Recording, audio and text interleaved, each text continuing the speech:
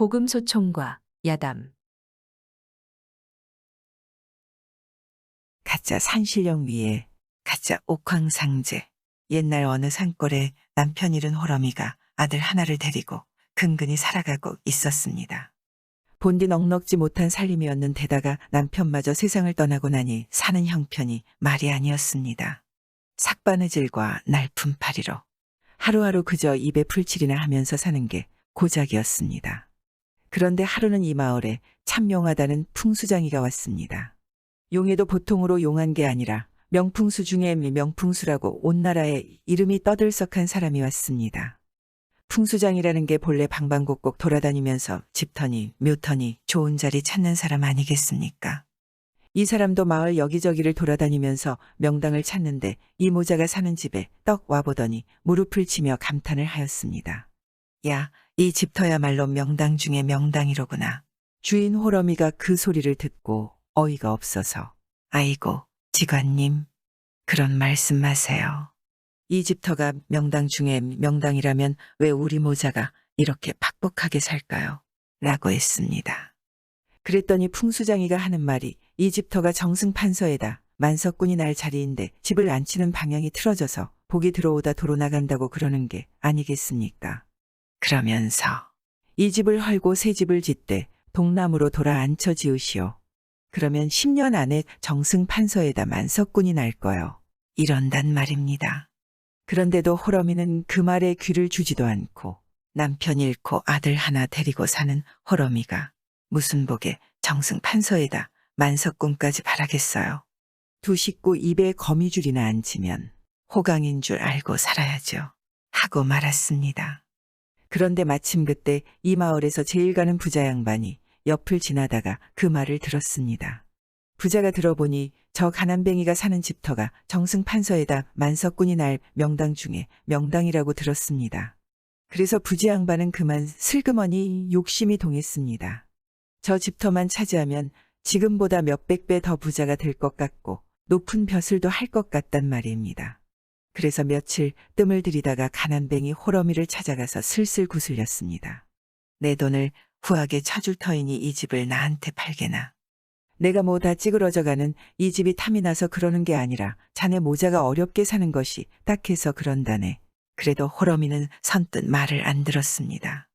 생호님 말씀은 고맙지만 이 집은 조상 대대로 살아온 집이라 팔 수 없습니다. 그 뒤로도 몇 차례 더 구슬려 보았지만 꼼짝을 않는 것이었습니다. 그래서 부자가 어떻게 하면 저 집을 손에 넣을꼬 밤낮으로 끙끙 앓다가 참 희한한 꾀를 냈습니다. 무슨 꾀를 냈는고 하니 캄캄한 밤중에 호러미네 집 감나무에 올라가서 산신령 흉내를 내기로 했습니다. 목소리를 산신령처럼 꾸며서 이사를 가라고 호통을 치면 제 아무리 벽창호라도 말을 듣겠지 싶은 생각에 그랬습니다. 참 이 부자가 그날 밤이 이슥하기를 기다려 호러미네 집에 살금살금 들어갔습니다. 가서 마당가에 있는 감나무에 기어 올라갔습니다. 올라가서 목소리를 가다듬고 호령을 하기를 듣거라 나는 이 마을을 지키는 산신령이다.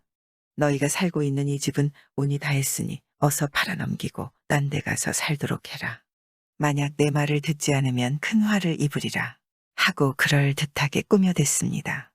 주인 호러미가 들어보니 이것 참 야단이 났습니다. 아니 밤중에 난데없이 산신령님이 나타나서 집을 팔고 딴 데로 가라고 그러니 기가 막힐 수밖에 없었습니다. 그래서 걱정이 늘어졌는데 그 다음 날 밤에 또 산신령이 찾아와서 호령을 하였습니다.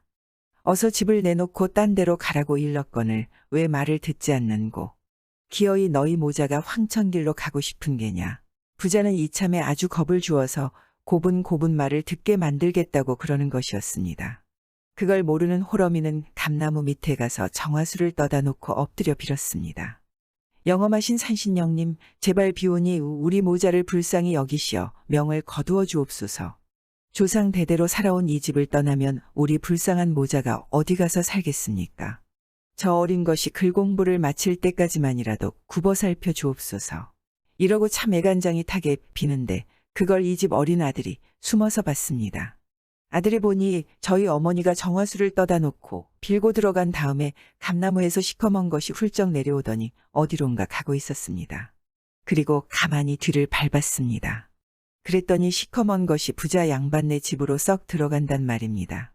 옳거니 저 영감탱이가 우리 집을 빼앗으려는 수작이로군. 그렇다면 나도 생각이 있지. 이렇게 돼버렸습니다. 그 이튿날 부자는 오늘로 아주 뿌리를 뽑겠다고 일찌감치 감나무에 올라가 숨어 있다가 밤이 이슥해지기를 기다려 벼락같이 호통을 쳤습니다. 너희가 감히 산신령의 말을 어기려는 게냐? 왜 아직도 집을 내놓지 않느냐? 내 오늘은 옥황상제의 명을 받들고 왔으니 지금 당장 보따리를 싸지 않으면 요절을 내주리라. 그래놓고 이만하면 겁을 먹었겠지 하고 있는데 갑자기 머리 위에서 하늘이 찢어지는 소리가 나지 뭡니까? 네 이놈, 내가 언제 너한테 그런 명을 내렸느냐? 집터를 빼앗으려는 흑심을 품고 가난한 모자를 괴롭히다니 그러고도 내가 정령 산신령이란 말이냐? 내 하늘에서 모래비를 뿌려 너의 죄를 다스리리라. 하도 갑자기 당한 일이라 정신을 못 차리고 있는데 아닌 게 아니라 머리 위에서 우두둑사하고 모래비가 쏟아지고 있었습니다. 그러니 부자는 혼이 다 빠져나갔습니다. 아이쿠 옥황상제님 잘못했습니다. 다시는 그러지 않겠습니다. 하고 머리를 감싸쥐고 나무에서 뛰어내려 걸음 하나를 살려라 하고 도망을 갔지 뭐 별수가 있겠습니까? 그러니까 이 집 아들이 부자보다 먼저 감나무 꼭대기에 올라가 숨어 있다가 부자가 옥황상제가 어떻고 하자마자 호통을 치고 모래를 한 줌 뿌려서 혼을 빼놓은 것입니다. 그래서 이 집 모자는 집을 안 빼앗기고 잘 살았는데 풍수장이가 용하긴 용했던지 10년 뒤에는 참말로 아들이 과거에 급제를 해서 나중에는 벼슬이 정승판서에까지 오르고 만석군 부자가 됐습니다. 머슴 먹여주고 재워주기. 예나 지금이나 가진 사람이 못 가진 사람을 당치 않게 부려먹는 일이야 흔하디 흔합니다. 그럴 때는 꾀를 써야지 섣불리 힘으로 이기겠다고 덤벼서는 일이 안 돼버립니다. 어디 이런 이야기 한번 들어보십시오. 옛날에 일찍이 부모를 잃고 바람같이 떠돌아다니는 총각이 하나 살았습니다. 이 총각이 하루는 어느 마을을 지나는데 웬 젊은 부부가 집 앞에 앉아 눈물을 줄줄 흘리면서 울고 있더란 말입니다.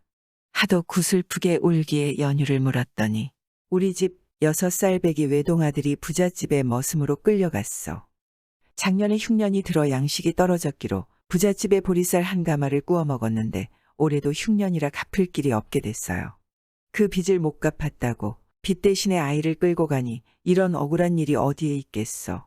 이러는데 가만히 듣고 보니 아닌 게 아니라 기가 막힙니다. 6살이면 이제 겨우 부모 품 안에서 응석이나 부릴 나이인데 그런 애를 머슴으로 부려먹겠다고 끌고 갔으니 참해도 너무했습니다. 총각이 가만히 생각해 보니 그런 경이 없는 사람에게는 꾀를 쓰는 게 상책이다 싶었습니다. 그래서 고정하시고 집에 가만히 계십시오. 내가 어떻게 해보겠습니다. 이렇게 두 사람을 위로하여 안심시켜 놓고 그 길로 바로 부자네 집을 찾아갔습니다. 가서 평생 이런 집에서 일 한번 해보는 게 소원이었는데 오늘에야 찾았군.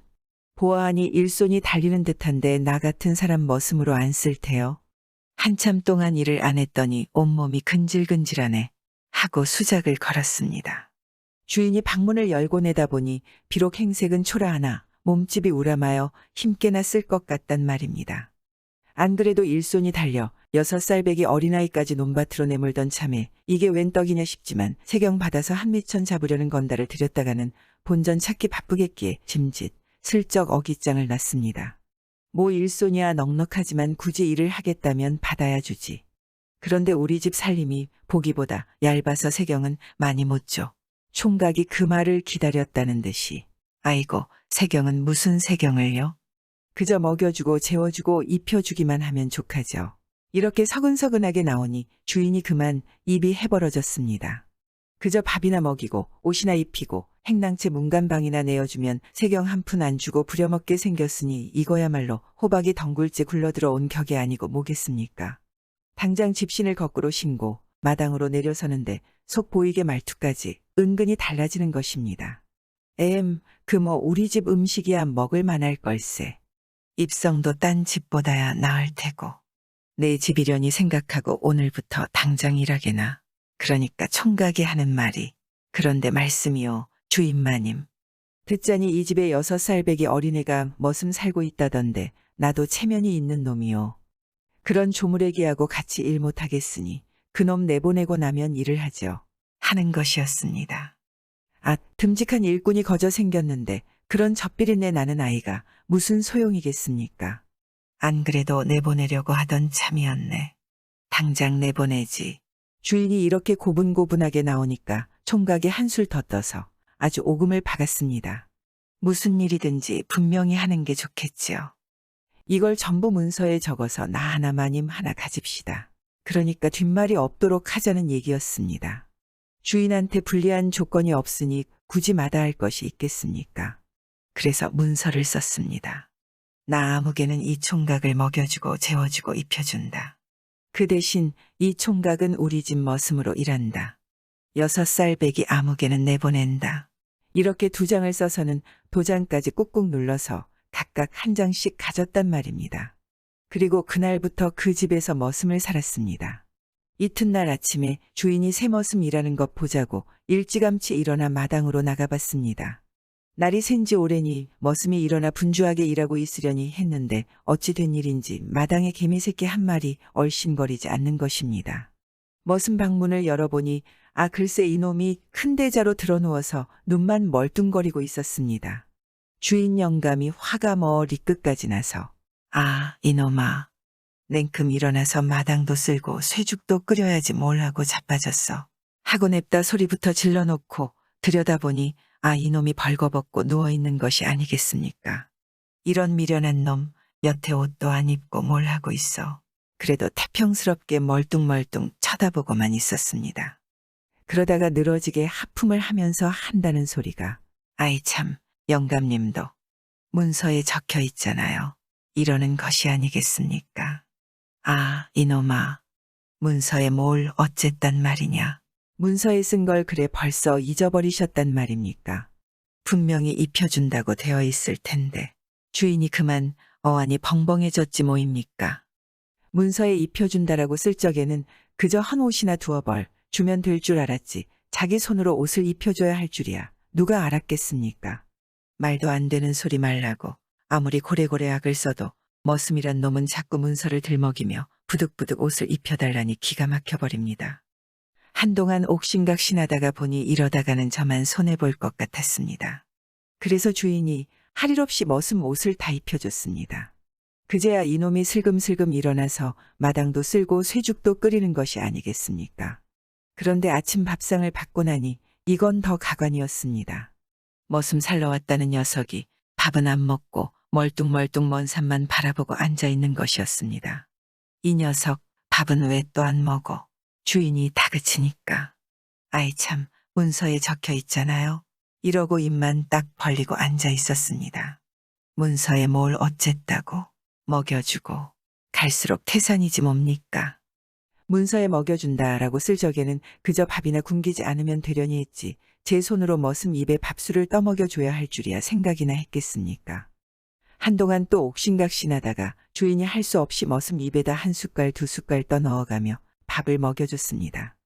하루 종일 그러고 있으면 주인만 손해일 테니까 말입니다. 이렇게 밥을 다 먹고 나서야 머슴이 슬금슬금 일하러 나가는데 점심때가 다가오니 주인 영감이 안절부절 못하는 것입니다.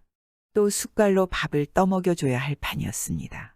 그렇지만 안 먹여줬다가는 또 문서를 들먹이며 고집을 피울 것이 뻔하니 어떻게 하겠습니까? 하는 수 없이 한 술, 두 술 밥을 먹여주고 그러다 보니 저녁이 되었습니다. 저녁밥도 먹여주고 나니까 이번에는 글쎄 잠을 안 잡니다. 이놈아, 잠은 또 왜 안 자? 문서에 있잖아요. 문서에 뭘 재워주고. 주인이 이제는 문서라는 말만 들어도 넌더리가 나고 등골이 서늘해지는 것입니다. 밥 먹여주고 옷 입혀주다 못해 이제는 저 커다란 덩치를 안고 자장자장 얼러줘야 할 판이니 식은땀 안 나게 되겠습니까? 그것도 하루 이틀도 아니고 머슴 사는 동안에는 내내 그 짓을 해야 할 판이니 이거야 어디 해먹을 노릇이겠습니까? 주인이 한참 동안 한숨만 푹푹 내쉬다가 그만 소리를 벼락같이 질렀습니다. 이놈아, 문서고 약속이고 다 귀찮다. 당장 내 집에서 나가. 총각은 주인이 바로 그렇게 나오기를 기다리고 있었으니 머뭇거릴 일이 있겠습니까? 두 말 않고 싱글싱글 웃으며 그 집을 나왔습니다. 들리는 소문으로는 총각이 구해준 6살 배기 아이가 나중에 총각을 수양형으로 삼아서 오래오래 잘 살았다고 합니다. 글 공부는 아무나 하나. 옛날 어느 마을에 가난한 농사꾼이 살았는데 이 사람한테는 아들이 하나 있었습니다.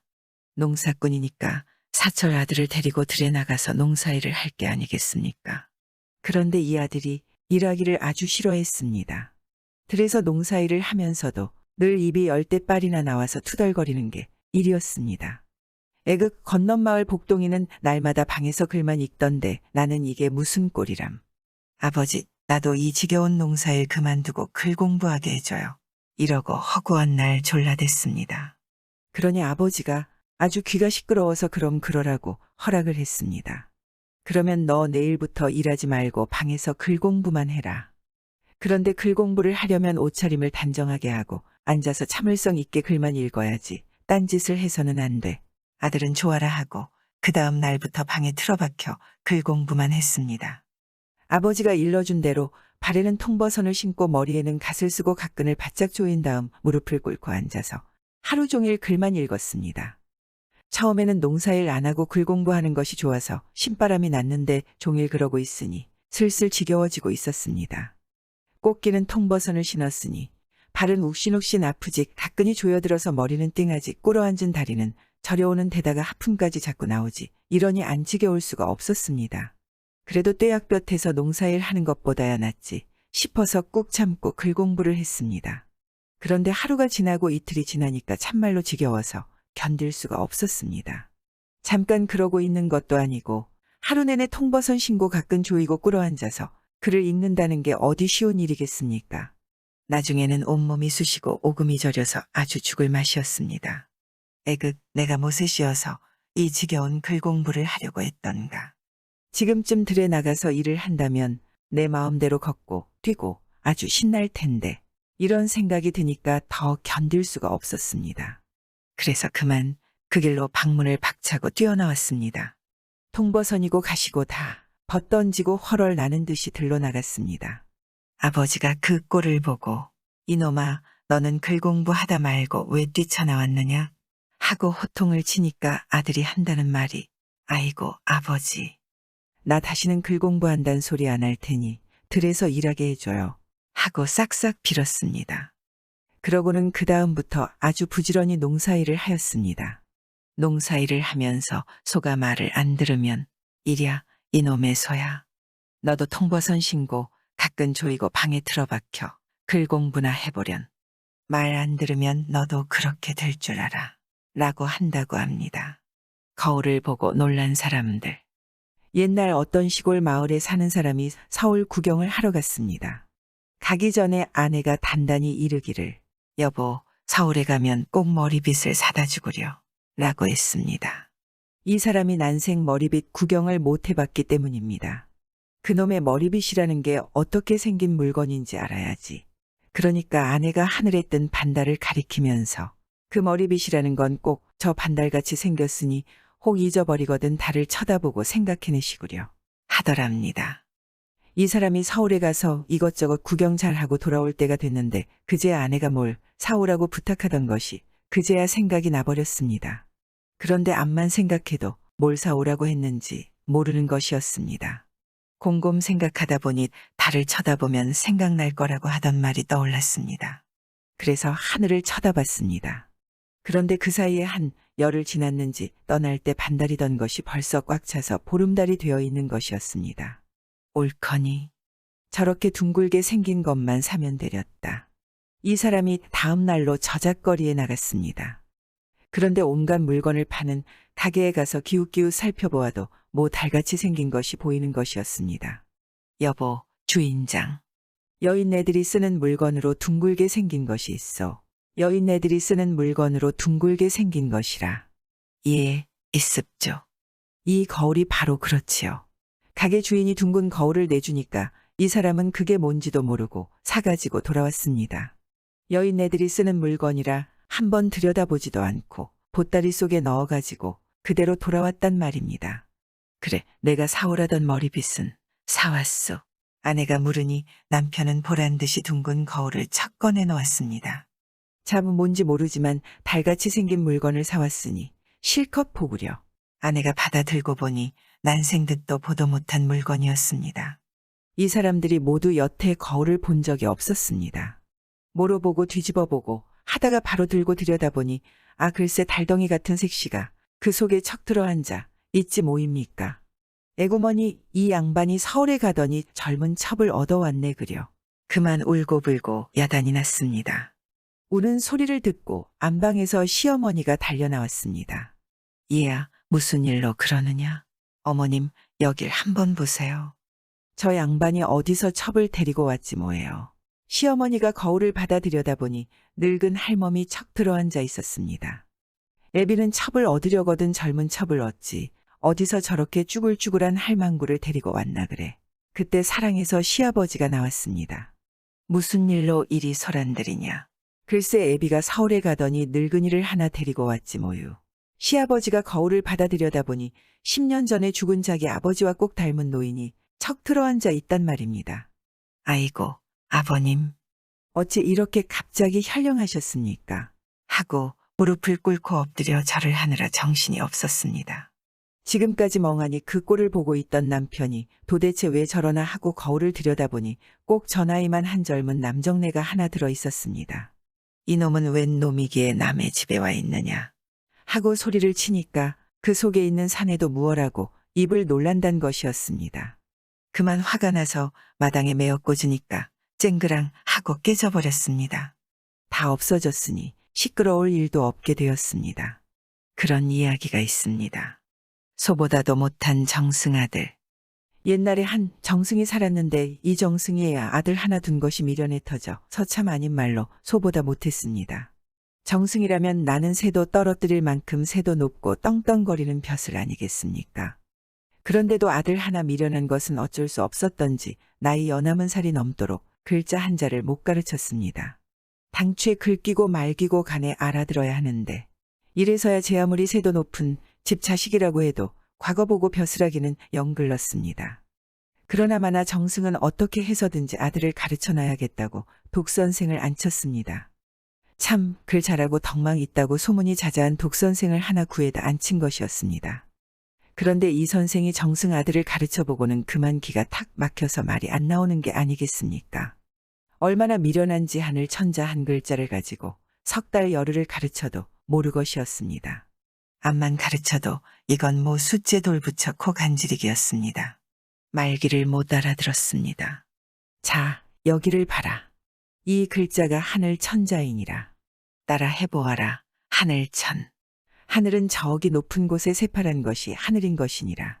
가리켜 보아라. 하늘은 어디 있느냐? 목이 쉬도록 가르쳐도 눈만 멀뚱멀뚱하고 있단 말입니다. 이러니 무슨 수로 가르치겠습니까? 선생이 하도 답답해서 쯧쯧 너를 가르치느니 차라리 소를 가르치는 게 낫겠다 했습니다. 그런데 이놈이 쓸데없는 귀는 밝아서 글 가르치는 말귀는 못 알아들어도 저 나무라는 말은 잘 알았습니다. 당장 제 아버지한테 가서 선생이 이러이러한 말을 하더라고 일러 바쳤습니다. 그러니 정승이 노발대발이었습니다. 뭐라고? 제까지 것이 감히 내 아들을 짐승에다 비겨. 이놈 어디 두고 보자. 정승도 사람됨이 어지간만 했으면 그런 일로 명색 선생을 이놈 저놈 하겠습니까? 돈 밝히고 새도 부리고 저 잘난 맛에 살아온 위인이라 애당초 사람됨이 글러먹어서 저한테 아부하는 소리는 듣기 좋아도 털끝만 치라도 탓하는 소리는 참아내지를 못했습니다. 두고 보자던 정승이 당장 선생을 불러다가 호통을 치는 것이었습니다. 내 이놈 듣자니 내가 내 아들을 소보다 못하다고 했다지. 예. 석 달 열흘 동안 하늘 천자 한 글자를 익히지 못하기에 하도 답답해서 차라리 소를 가르치는 게 낫겠다고 했습니다. 그래, 그럼 어디 소를 가르쳐 보아라. 오늘부터 석 달 열흘 동안 소를 가르치되 만약 소가 내 아들보다 낫지 못할 때는 내 목을 치리라. 권세를 등에 업고 억지 쓰는데 누가 당하겠습니까? 당연히 당할 사람이 없지요. 선생이 그날부터 소를 가르치는데 아침 일찍 일어나 저녁 늦게까지 소고삐를 잡고 그를 가르쳤습니다. 소고삐를 바투 잡고 위로 당기면서 하늘천 하고 아래로 당기면서 땅지 하고 이렇게 하루에도 몇백 번을 되풀이했습니다. 쇠계의 경 읽는다는 옛말이 있기는 하지만은 이쯤 되면 쇠계의 경을 읽어도 알아듣게 되는 모양인 것입니다. 하늘 천할 때마다 고삐를 위로 당기고 땅지할 때마다 아래로 당기니 콧뚜레에 꿰인 코가 아플 것 아니겠습니까? 코가 아프니까 선생이 고삐를 위로 당기기도 전에 지레 고개를 쑥 치켜들고 아래로 당기기도 전에 지레 고개를 푹 숙이었습니다. 나중에는 하늘 천 소리만 나와도 고개를 쑥 치켜들고 땅지 소리만 나와도 고개를 푹 숙이게 됐습니다. 그럭저럭 석 달 열흘이 지나서 선생이 소를 끌고 정승 앞에 나갔습니다. 이놈 어디 소에게 글을 얼마나 가르쳤는지 보자. 만약 소가 내 아들보다 나은 것이 없으면 죽을 줄 알아라. 선생이 소 앞에 나가서 종이에 하늘 천자를 써들고 보이면서 하늘 천 하니까 소가 고개를 번쩍 치켜들어 하늘을 쳐다보거든. 종이에 땅지자를 써들고 보이면서 땅지 하니까 소가 고개를 푹 숙이고 땅을 내려다본단 말이야. 그 다음에 정승 아들 녀석 앞에 가서 하늘 천자 쓴 종이를 내보이며 하늘 천 하니까 이놈은 말귀를 못 알아듣고 눈만 멀뚱멀뚱하고 있었습니다. 땅지자 쓴 종이를 내보이며 땅지 해도 꿀먹은 벙어리처럼 가만히 있었습니다. 자, 똑똑히 보셨죠? 소가 더 났습니까? 대감 아들이 더 났습니까? 이쯤 되니 정승은 입이 10개라도 할 말이 없었습니다. 제 눈으로 똑똑히 보고서야 무슨 말을 할 수도 없었습니다. 선생은 그래놓고 정승집을 훌을 나갔다고 하는데 세상에는 참 소보다 못한 사람도 많은 모양입니다. 그런데 말을 바로 하자면 글 모르는 것입니다. 사람 노릇 못하는 게 소보다 못한 것입니다. 못된 시어머니 길들이기.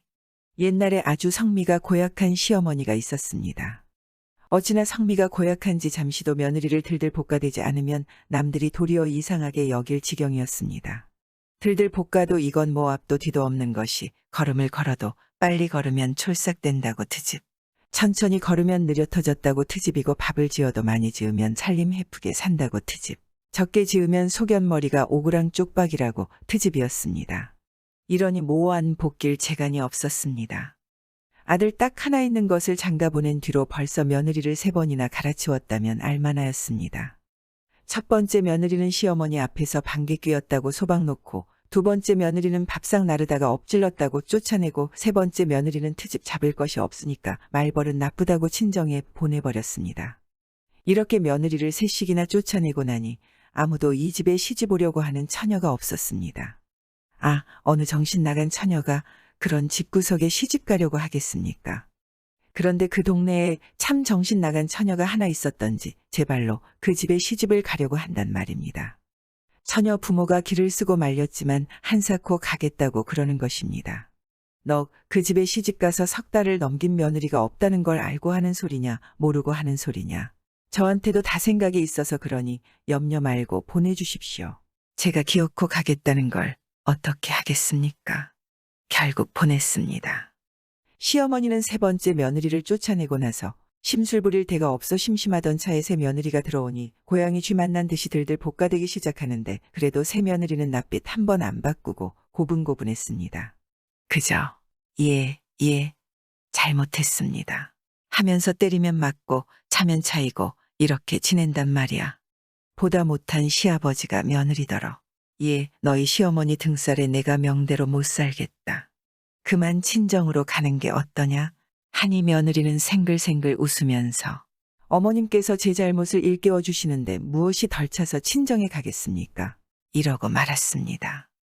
이게 소문이 나서 온 동네 사람들이 하늘 아래 저렇게 착한 며느리는 없을 거라고 입에 침이 말랐습니다. 그러다가 하루는 며느리가 시아버지와 남편이 없는 사이에 새끼줄 한 타래와 회초리를 들고 시어머니 앞에 갔습니다. 이 못된 거사, 그건 무엇하러 들고 왔느냐? 예, 어머님 버릇 고쳐드리려고 그럽니다. 며느리가 낯빛도 안 바꾸고 생글생글 웃으며 시어머니를 새끼줄로 꽁꽁 묶어서 문고리에 매달아 놓고 회초리 든 손에 침을 탁 뱉었습니다. 시어머니는 갑자기 당한 일이라 말도 못하고 눈알만 굴리며 묶여 있는데 며느리는 태연하게 어머님이 미워서 이러는 게 아니라 버릇을 고쳐드리려고 이러는 것이니 고깝게 생각하지는 마십시오. 하더니 회초리로 시어머니를 사정없이 두들겨 패는 것이었습니다. 시어머니는 하도 어이없고 분하고 원통에서 꺽꺽거리며 숨 넘어가는 소리만 냈습니다. 며느리는 한참 그렇게 매질을 하고 나서 오늘은 이쯤 해두겠습니다만 어머님이 버릇을 못 고치시면 또 회초리를 들 수밖에 없으니 그리하십시오. 하고 시어머니를 풀어줬습니다. 그러고 나서 잽싸게 숨어버리니 시어머니는 화풀이할 데가 없어서 맨발로 문 밖에 나가 고래고래 악을 쓰는 것이었습니다. 아이고, 동네 사람들. 내 말 좀 들어보소. 우리 집 며느리가 날 때렸어. 날 때렸어.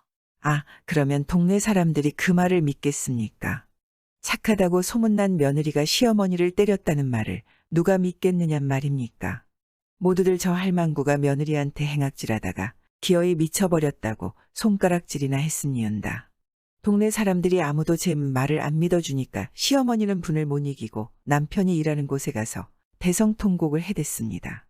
아이고, 영감. 며느리가 날 때렸다오. 아이고, 분해. 그러면 누가 믿을까요? 쯧쯧, 저 할망구가 이제는 아주 돌아버렸군 그래. 아, 그걸 말이라고 해. 이번에는 아들한테 달려가서 땅을 치며 하소연을 했습니다. 얘야, 세상에 이런 일이 어디 있느냐. 내 색시가 날 때렸단다. 아들인들 그 말을 믿겠습니까? 나 원참, 어머니도 꾸며대려면 좀 그럴듯하게 꾸며대세요. 이러니 시어머니는 속이 탈 수밖에 없었습니다. 속이 타서 아주 새까맣게 된들 무슨 방도가 있을 수가 없었습니다. 저녁이 되어 시아버지와 남편이 돌아오니까 며느리는 언제 그랬느냐는 듯이 고분고분해져서 시어머니가 욕지거리를 퍼부어도 예, 잘못했습니다. 하면서 때리면 맞고 차면 차이고 이랬습니다. 그럴수록 시어머니 속은 더 부글부글 끓었습니다. 그 이튿날 시아버지와 남편이 일하러 나가자마자 며느리는 또 시어머니를 새끼줄로 꽁꽁 묶어놓고 회초리로 두들겨 팼습니다. 어머님이 아직도 버릇을 못 고치셨으니 이럴 수밖에 없습니다. 그날도 시어머니는 며느리한테 실컷 두들겨 맞고 동네방네 떠들고 다녔지만 아무도 믿어주는 사람이 없었습니다. 그 이튿날 시아버지와 남편이 나간 뒤에 며느리가 또 새끼줄과 회초리를 들고 시어머니한테 갔습니다. 그랬더니 시어머니가 그만 눈물을 줄줄 흘리면서 오냐, 내가 잘못했다. 이제 다시는 안 그럴 터이니 이제 그만해라 하고 싹싹 빌었습니다.